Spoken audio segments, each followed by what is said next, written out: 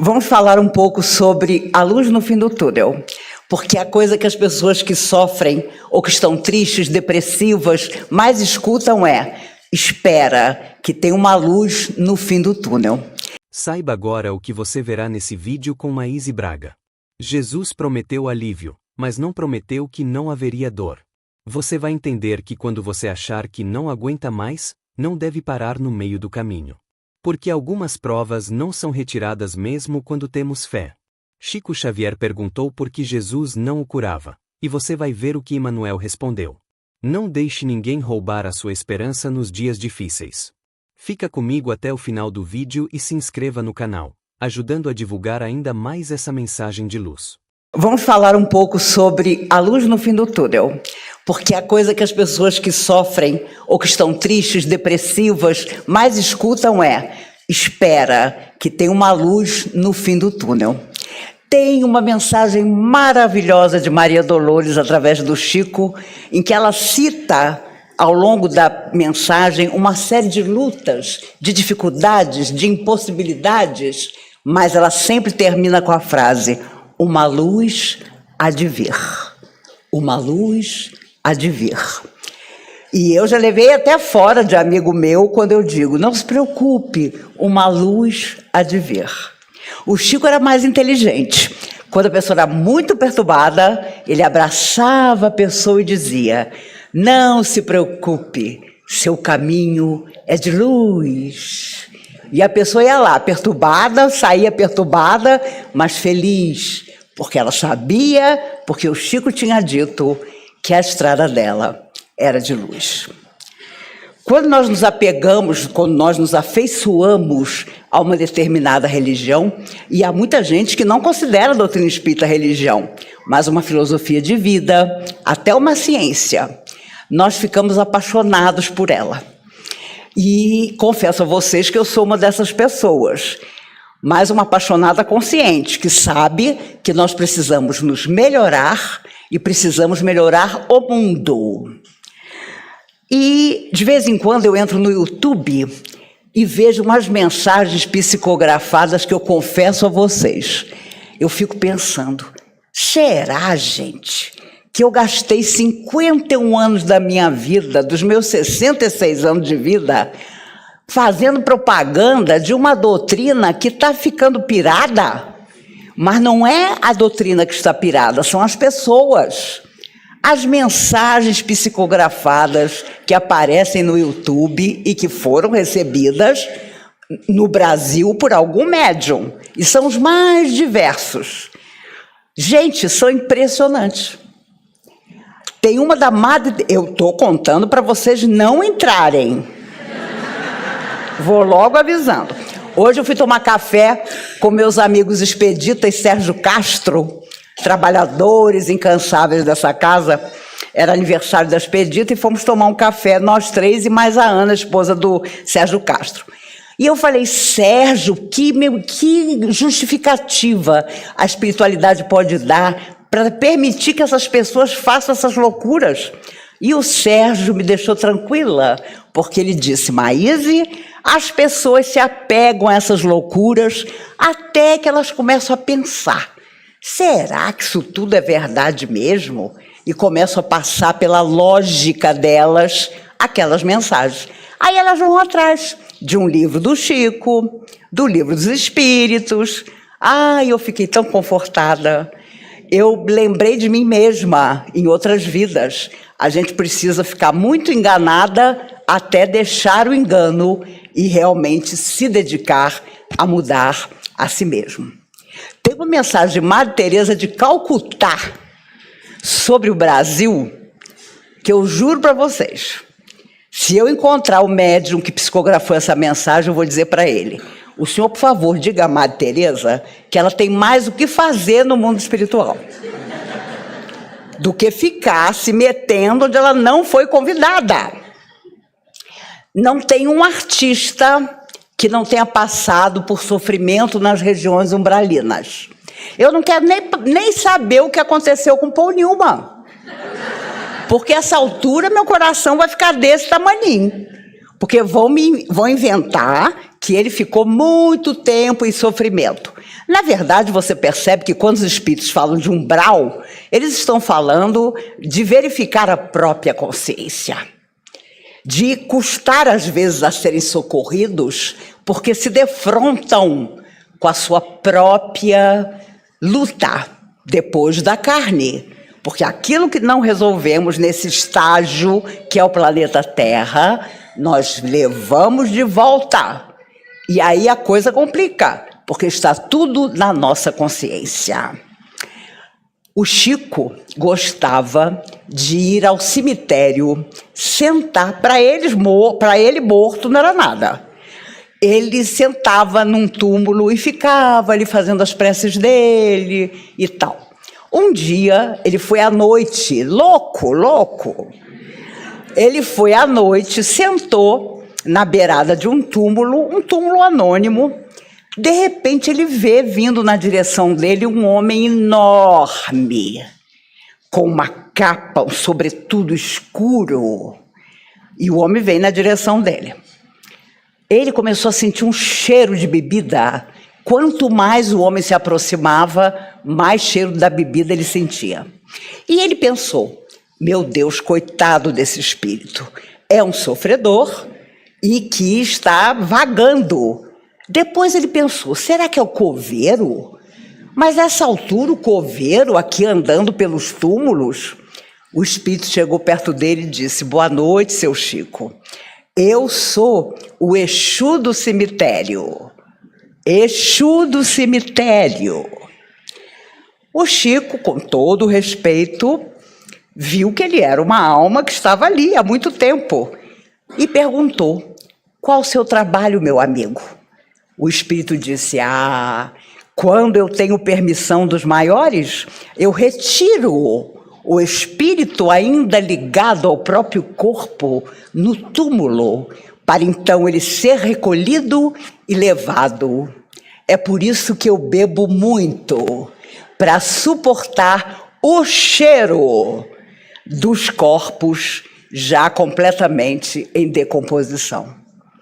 E o Chico tirou o chapéu para aquele homem, porque era uma alma desencarnada, bondosa, utilizada pelo mundo espiritual naquele trabalho impressionante de tirar do túmulo, do caixão, aqueles que ainda estavam profundamente ligados. Há pouco tempo atrás eu falei que a Madonna tinha a minha idade. Foi a primeira vez que eu recebi e-mail dizendo, que decepção, Maíse. Aí eu comecei a pensar, meu Deus, o que foi mesmo que eu falei da Madonna? Que ela tinha a minha idade. Ela faz agora em agosto 66 anos, eu fiz em dezembro. E minha filha, psicóloga clínica, me deu um conselho maravilhoso. Mãe, fale aos meninos de sábado só dos mortos. Você vê os mortos desde pequena. Então você fala de preferência de 2 mortos, o Chico e Jesus. Eu falei, olha, farei isso. Porque eu fiquei pensando, o que foi mesmo que eu falei da Madonna? Foi que ela tinha a minha idade. Tudo bem, ela não tem a minha idade. Não tem problema, ela vai fazer 66 anos ainda. E em dezembro eu faço 67. Eu me lembrei de Carmen Marig Veiga, uma socialite do Rio de Janeiro, enaltecida pela sua elegância. Elegância também que a fez ficar casada com o mesmo homem durante 60 anos. Ele ganhou fortunas vendendo armas. Ela sabia muito bem disso. E, quando ela foi enterrada há 5 anos atrás, no túmulo dela, os 2 filhos colocaram a frase que ela queria. Morreu magra e linda, com 57 anos. A Madonna com certeza vai fazer alguma coisa parecida. A Carmen morreu com 88, mas viveu também o seu momento difícil. Ela teve um câncer que não foi diagnosticado corretamente lá nos Estados Unidos, não foi aqui não. foi para a cadeira de roda nos últimos anos, e aí ela viu que ela não podia mais frequentar lugar nenhum, nem o Municipal, nem o Copacabana Palace, porque não tinha rampa. E os últimos anos da vida dela, ela fez campanha para que houvesse rampa em todos os lugares da cultura do Rio de Janeiro. Ela ficava sentada, morando de frente para o mar, pedindo um táxi. Não parava nenhum, porque o taxista com certeza pensava, vai dar muito trabalho desfazer a cadeira, botar no porta-mala e ainda ajudar essa senhora a entrar no carro. Eu sei bem o que é isso. Em 2022, eu fiquei 7 meses na cadeira de roda, na casa da minha filha e do meu genro. Eu sentada na varanda tomando sol, os vizinhos todos passavam. Depois que eu fui para o andador, só metade. Depois que eu fui para Bengala, as pessoas passavam e já nem olhavam para a minha cara. Ah, essa mulher está ficando boa, não morreu, né? Eu fui visitar uma querida professora minha, que tem 88 anos e foi minha professora quando eu tinha 12, uma professora de geografia maravilhosa, uma espírita da vida inteira. Ela tem 4 filhas e um filho. Eles me contaram que na época que eu fiquei 7 meses sem fazer palestra, corria a fofoca. A Maíse morreu. Mas a comunhão está escondendo. Gente, imagine, se a comunhão de esconder que eu morri, eu me materializo aqui. Gente, oi, voltei. Nesse esquema, não se preocupe, eu apareço até em sonho para vocês. Mas a verdade é que Chico tinha a capacidade de, em todas as ocasiões da sua vida, como todo médium deve ser, de transmitir uma lição inesquecível. Uma vez ele estava no Rio, ele e a amiga Suzana, que o hospedava, e eles começaram a andar na beirada do mar. E, de repente, o Chico parou e disse, Suzana, você não sabe o que eu estou vendo. O que, Chico? Eu estou vendo os espíritos das águas saírem do mar, em frente ao Copacabana Palace. E eles estão vindo para a areia. Que visão maravilhosa dessas entidades iluminadas que vivem no mar. Aí você escuta uma coisa dessa e pensa, a gente não sabe nada do que realmente existe. Olha o que aconteceu. Uma moça havia acendido uma vela no meio da areia. Ajoelhada, ela fez uma oração, deixou a vela acesa e foi embora. As entidades saíram do mar, chegaram até a vela, abraçaram a vela, anotaram o pedido que aquela moça havia feito e voltaram para o mar. Gente, o Chico chorava, vendo a fé com que aquela moça havia deixado aquela vela acesa. Por isso, principalmente quando você ficar esperando um filho, por exemplo, se você puder ir até o mar, vá.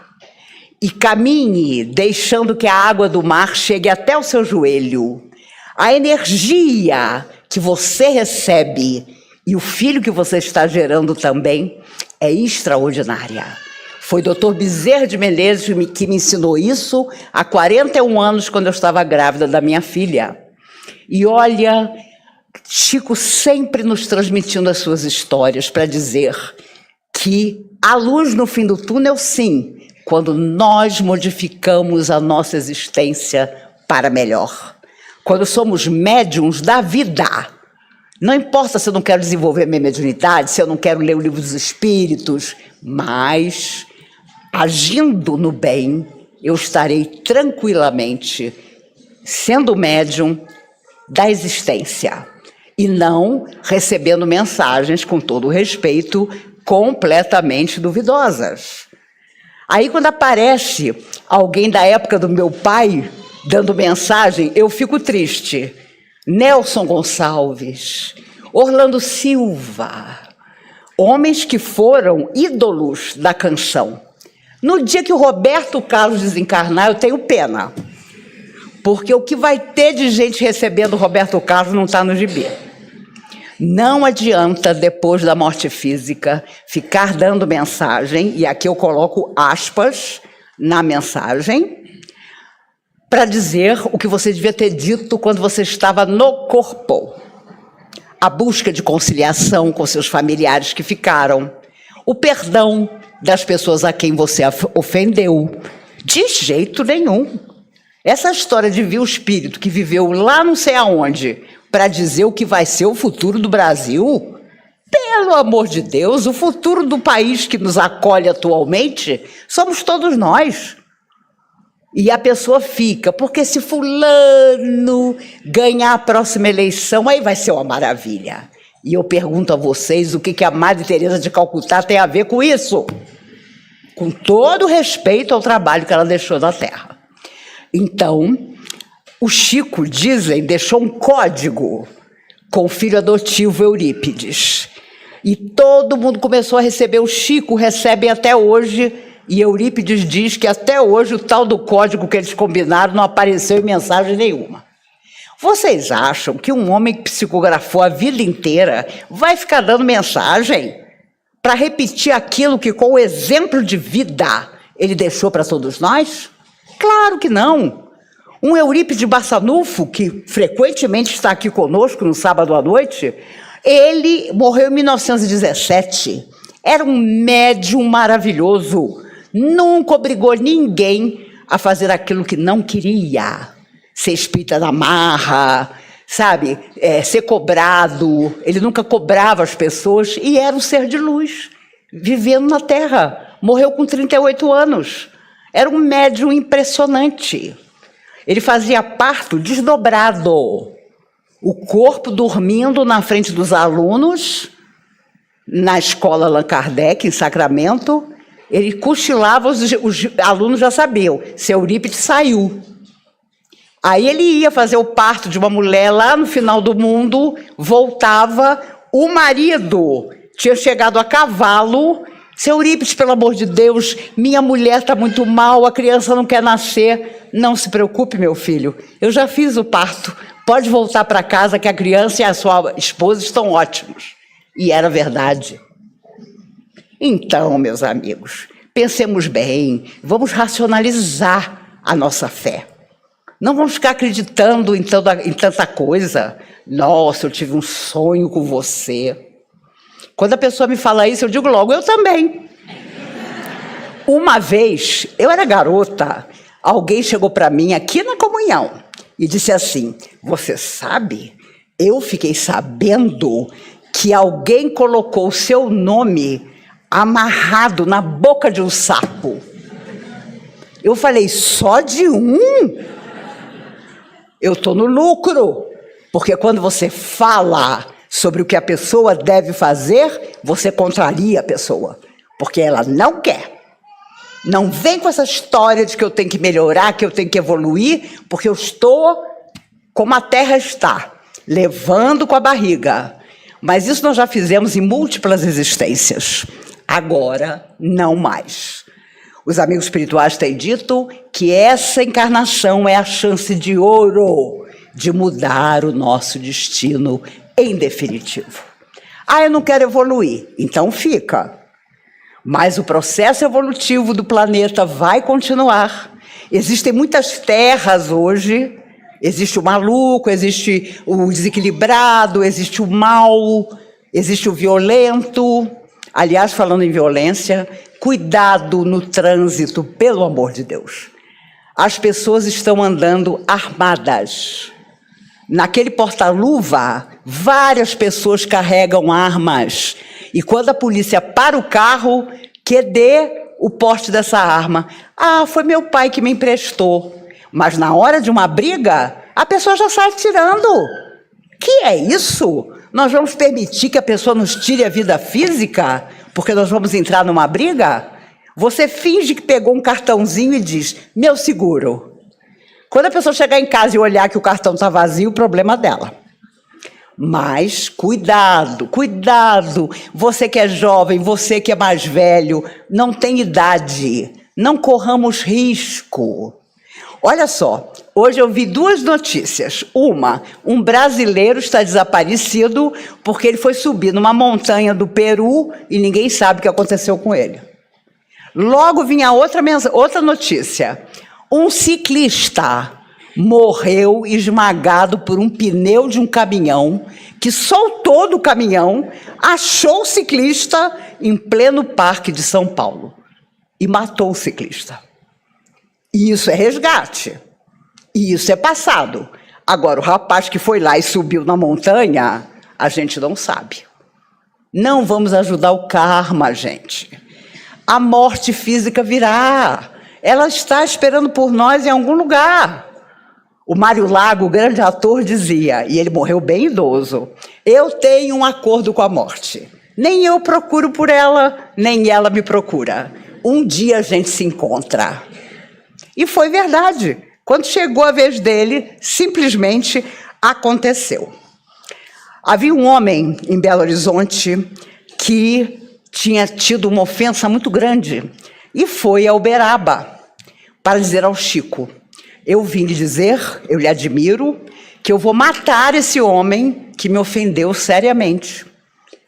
E Emmanuel, através do Chico, disse, não faça isso, dê tempo ao tempo. Vai acontecer algo que você não vai precisar se endividar matando essa pessoa.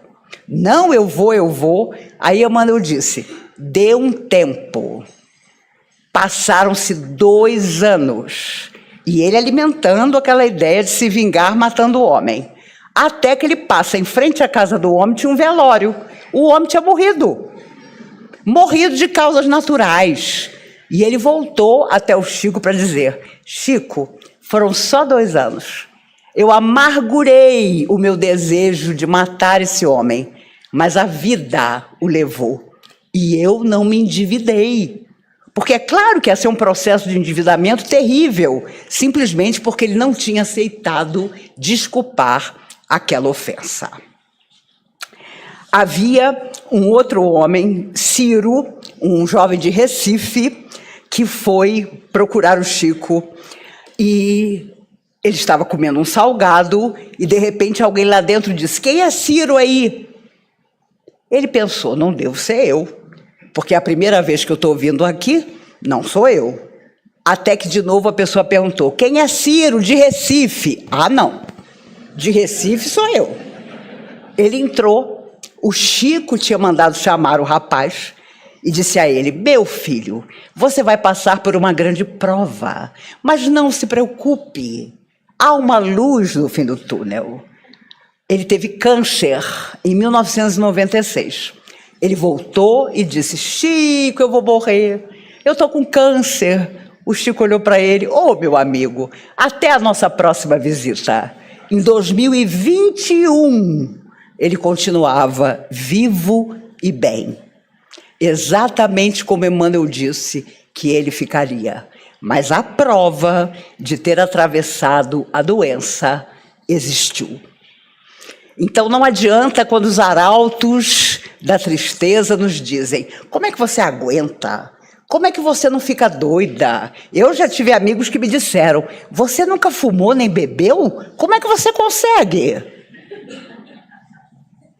Olha só, como as pessoas gostam de ter bengalas. Beber, fumar, sair ofendendo as pessoas. Eu tive que desabafar, porque eu não estou bem, então eu botei para fora. Mas a mágoa que fica naquele que inadvertidamente estava na nossa frente e nos ouviu é muito complicada. Então pensemos bem, sempre haverá uma luz no fim da nossa dificuldade. Mas até chegar lá, nós vamos precisar provar para nós mesmos, para os outros, que a fé que nós dizemos abraçar não é palavra simplesmente. É todo um processo de conhecimento interior que não nos deixa desistir. Nós podemos desanimar, nós podemos ficar tristes, não tem problema. Depois que tudo passa, nós percebemos que continuar caminhando foi, sem dúvida, o melhor. Uma vez, o Chico visitava um grupo de amigos e alguém o levou até uma casa onde havia um homem que era muito complexado, porque um dos seus braços tinha uma deformidade. Quando você olhava para o braço do homem, parecia que ele tinha um chicote grudado no braço e apertando ele. Então a deformidade era assim, um pedaço do braço era normal, aí caía aquele pedaço de carne, aí vinha de novo um pedaço normal, caía outro pedaço de carne. E ele tinha um complexo horrível. Ele dizia que Deus não existia, porque ele tinha aquela deformidade só num braço. E aí o Chico contou, depois que eles saíram da casa, que ele tinha sido um capitão do mato terrível. E com aquele braço, ele chicoteava até a morte os escravos fujões. E chegava para o senhor da terra e dizia, olha, não encontrei. Procurei, não encontrei o escravo que fugiu da sua fazenda. Ele assassinava o escravo, mas na base da chicotada. Então, nesta vida, ele veio com o braço marcado pelo chicote que a sua cabeça criou, que o seu remorso criou no mundo espiritual. Quando ele reencarna, lá vem a deformidade física. Hoje estavam fazendo uma pesquisa para, vamos dizer assim, capacitar enfermeiros, médicos sobre o autismo, porque o número de crianças e adolescentes autistas no Brasil está de tal maneira aumentado que profissionais vão precisar estar especializados, cada um na sua área, para lidar com essas questões do autismo. E vem autista, vocês sabem, por resgates que precisam ser feitos, e também enquanto existir uma professora que semana passada disse à aluninha de 4 anos, diga ao seu pai e sua mãe que você não quer mais estudar. Diga ao seu pai e sua mãe que você quer ficar em casa, porque você não é normal, minha filha. Você me dá muito trabalho. Uma professora de ensino especial. Enquanto existirem pessoas assim na Terra, quem vem com limitações vai conhecer o seu resgate. Onde está a nossa generosidade? Onde está o nosso olhar para aquele que é diferente de nós? Meu Deus do céu! Eu fico boba. Quando eu chego nas cidades para fazer palestra, os meninos de sábado ficam assim, meu Deus, porque eu tenho mania de falar meu Deus mesmo. Eu nem sei quem é Deus, mas eu penso logo em Jesus. Eu já acordo dizendo, Jesus, estou aqui, hein? Ó, estou aqui. Hoje vocês viram quem nos acompanha na mesa é o Anderson. Ele grava comigo o Café com Maíse. Ontem nós gravamos 6. E à noite eu fiz uma live lá de casa. Quando acabou tudo, eu fui deitar e disse, espíritos querendo me levar hoje, pode me levar. Porque nós tínhamos trabalhado para que o dinheiro das visualizações que vocês fazem vá para as crianças do lar. Sabe, quando você tem o compromisso com você mesmo, você faz tudo para não fugir a esse compromisso. Porque aí, um dia nos será perguntado, e aí, minha filha, e a luz do fim do túnel? Que você dizia para os outros que existia, mas você parou no meio. Não. E se a pessoa é muito amiga nossa, mas nos tira a energia só falando coisa ruim, vamos dar um tempo. Olha, você sabe, eu estou num momento que eu não posso ficar escutando essas coisas. Me dá uma tristeza. Vamos falar de coisa boa? É assim. Ou então, se for no telefone, truque. A pessoa está te contando aquela história pela milionésima vez. Menina, o interfone está tocando. Eu já tenho uma combinação com o meu porteiro, seu Francisco. Seu Francisco, de vez em quando, o senhor dá uma buzinada para a pessoa entender. Não, está tocando lá o interfone dela mesmo. Pelo amor de Deus. Ontem, na live, me fizeram a seguinte pergunta. Não é melhor ter cachorro e gato do que criança? Eu olhei e falei, gente, não é que deve ser melhor? Mas dependendo do gato e do cachorro que você teve, complica. Meu gato Juarez, quando chegava alguém perturbado na minha casa, ele ia para debaixo do fogão. Um dia eu tirei uns dias de folga, deixei um pedaço da janela aberta. Ele estava conosco há 6 anos, eu achei na rua, recém-nascido, cego. E ele simplesmente, acho que ficou chateado, pulou a janela e foi embora. Depois eu tive a Jade, minha poodle preta, racista, que minha Nossa Senhora, preta retinta. Se vinha uma pessoa preta, ela já começava a se alterar. E eu dizia, Jade, você vai levar 50 encarnações para virar gente. Olha como o mundo é grande, deixa de ser boba. Olha a sua cor. Que história é essa? E ela me olhava com aquele olhar assim. Um dia o veterinário chamou ela de gorda. Olha, sua cachorra precisa fazer uma dieta. Porque ela nunca foi magrinha. Eu nunca vou esquecer o olhar dela para mim. Aquele olhar assim, vamos embora agora. Porque esse homem me chamou de gorda. Então, seja cachorro, seja gato, seja papagaio, não chame ninguém de gorda. Chame de fofinha. Entendeu? É mais delicado, não é? Mas Chico sabia tanto disso que quando alguém o procurava, ele sempre dava aquela mensagem totalmente interior para a pessoa. Porque ele sabia que calma e esperança fariam a pessoa perceber que o corpo físico é inchada de trabalho. Estágio é o que nós estamos fazendo na Terra. Pode ser de 80 anos, de 90, de 30, de 50, mas uma hora alguém nos chamará e nós sairemos do corpo e vamos prestar, então, contas do que fizemos. Esse dia, meus amigos, vai chegar de qualquer maneira.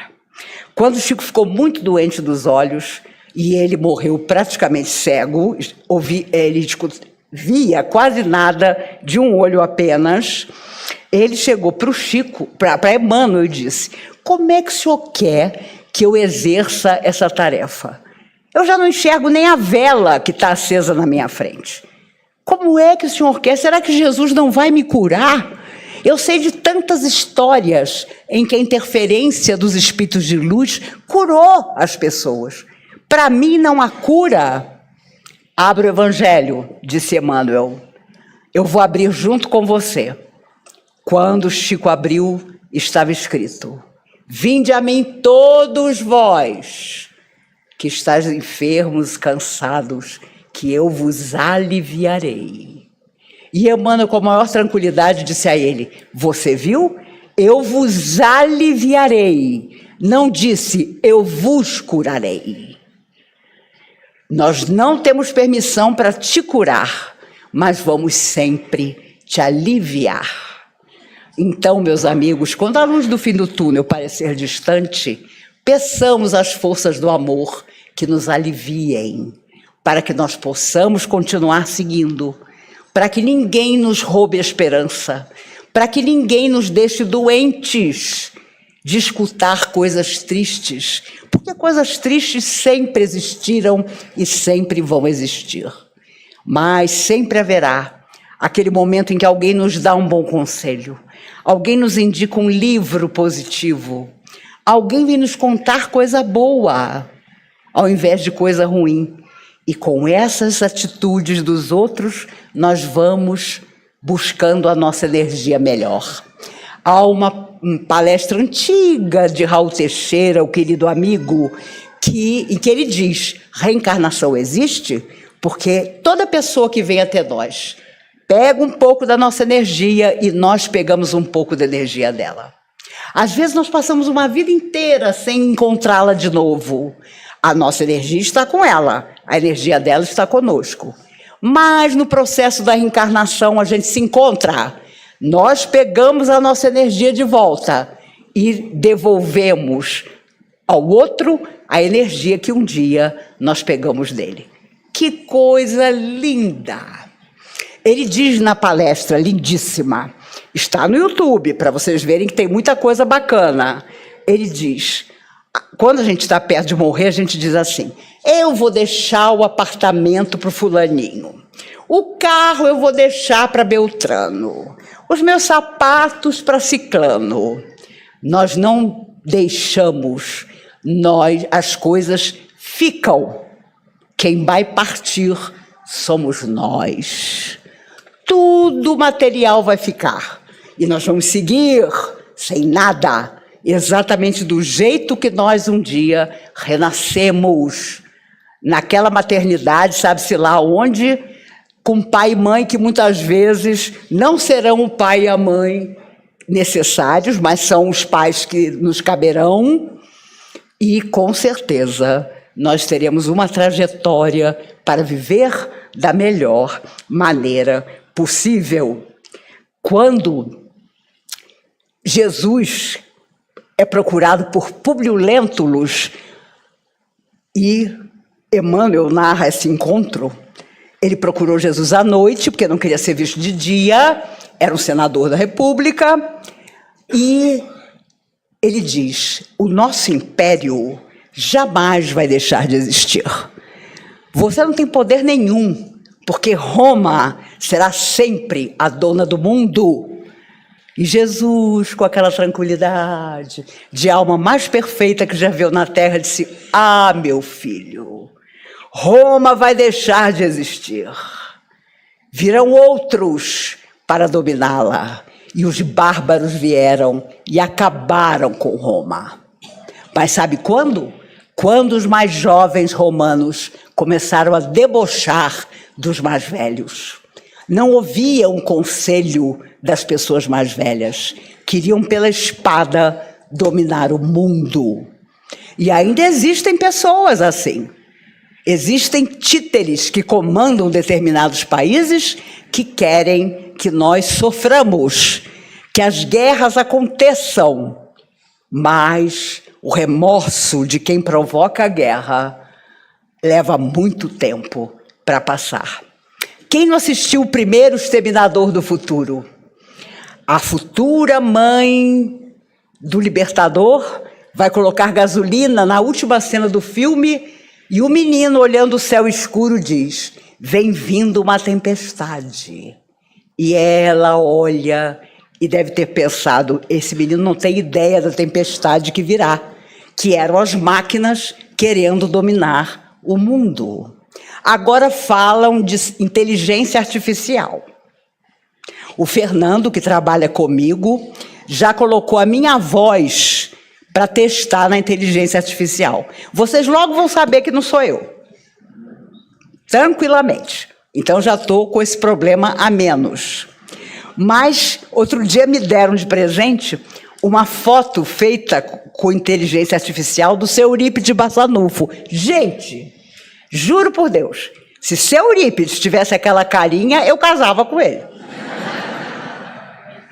Ele era um amor, um ser de luz, mas não era aquela beleza toda, gente.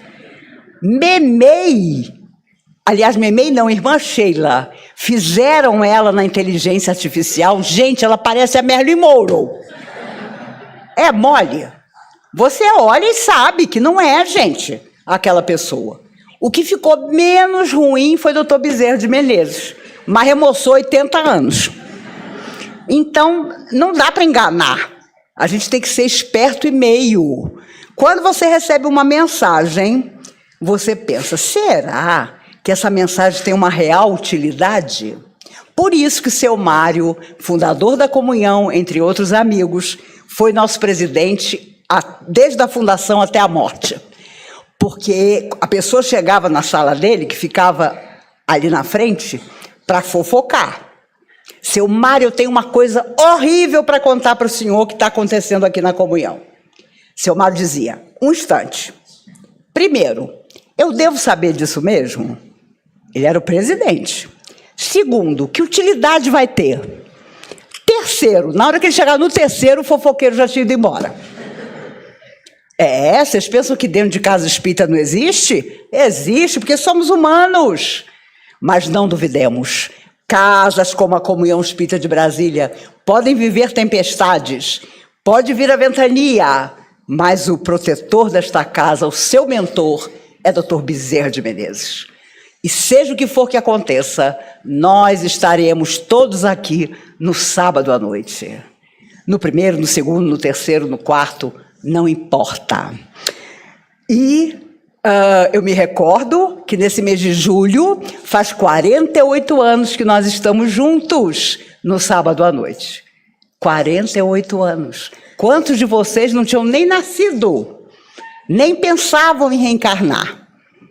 E eu já estava aqui junto daqueles que hoje não estão mais aqui, porque quase todos já desencarnaram. Mas chegaram outros, e hoje eu vejo tanta gente jovem e fico tão feliz, porque os espíritos amigos dizem que não é para a comunhão que nós estamos juntos, é para que sejamos multiplicadores, onde quer que nós estejamos. Não fazendo propaganda simplesmente, mas que a propaganda seja a nossa certeza absoluta, que é muito mais do que fé. Então, não duvidemos. Onde quer que estejamos, seremos observados pela luz e pela sombra também. E, é claro, seremos os grandes propagandistas dessa transformação que todo o corpo de doutrina espírita fez em nós. Chico Xavier desejou ser curado quando a visão começou a desaparecer, mas recebeu uma resposta que mudou sua maneira de enfrentar a enfermidade. A promessa não era retirar a prova, mas oferecer alívio para que ele continuasse cumprindo sua tarefa. Essa diferença é decisiva. Às vezes você pede que a dificuldade desapareça, enquanto a vida está lhe enviando forças para atravessá-la. O auxílio pode não modificar imediatamente a situação exterior, mas pode impedir que ela destrua você por dentro. Continuar não significa fingir que está bem. Você pode descansar, reconhecer o cansaço e reorganizar o caminho. O que não deve fazer é permanecer no meio do túnel convencido de que nenhum passo ainda vale a pena. A esperança se torna concreta quando você transforma o próximo movimento. Uma conversa que precisa acontecer, um perdão que começa a ser elaborado, um cuidado adiado, uma tarefa útil ou a decisão de não alimentar mais aquilo que enfraquece sua alma. Tudo o que é material ficará. O que seguirá com você será a consciência do que fez com o tempo recebido e a marca que deixou nas pessoas. Talvez a luz ainda pareça distante. Mesmo assim, enquanto você continua caminhando, ela já começou a vencer a escuridão.